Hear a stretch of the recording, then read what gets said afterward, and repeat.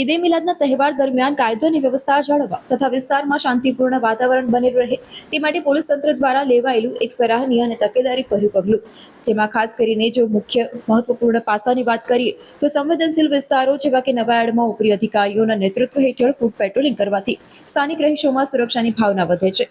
સાથે જ સમગ્ર ઝોન 1 પીઆઈ, પીએસઆઈ અને પોલીસ સ્ટાફની હાજરીથી વિસ્તારમાં ગુનાહિત કે ઉપદ્રવી પ્રવૃત્તિઓ કરનારા તત્વો ઉપર વહીવટી ધાક ઊભી થાય છે. ફૂટ પેટ્રોલિંગ દરમિયાન પોલીસ અધિકારીઓ સીધા નાગરિકો અને સ્થાનિક આગેવાનોના સંપર્કમાં આવે છે, જેથી કોમી સૌહાર્દ અને ભાઈચારો જાળવવામાં મદદ મળે છે. તહેવારો શાંતિપૂર્ણ અને ઉત્સાહભેર ઉજવાય તે માટે પોલીસ પ્રશાસનની આ તત્પરતા પ્રશંસનીય છે.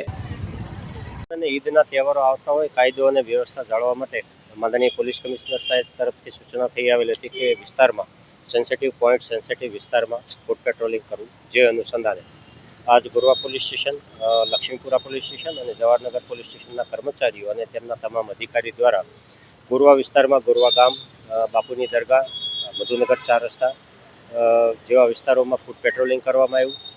રસ્તામાં આવતા લારી ગલ્લા દબાણો જે દૂર કરવા પાત્ર હતા એ બાબતની સૂચના આપવામાં આવી છે અને સમગ્ર રૂટ ઉપર એક ફ્લેગ માર્ચ કરી અને રૂટને સેન્સિટાઇઝ કરવામાં આવ્યું.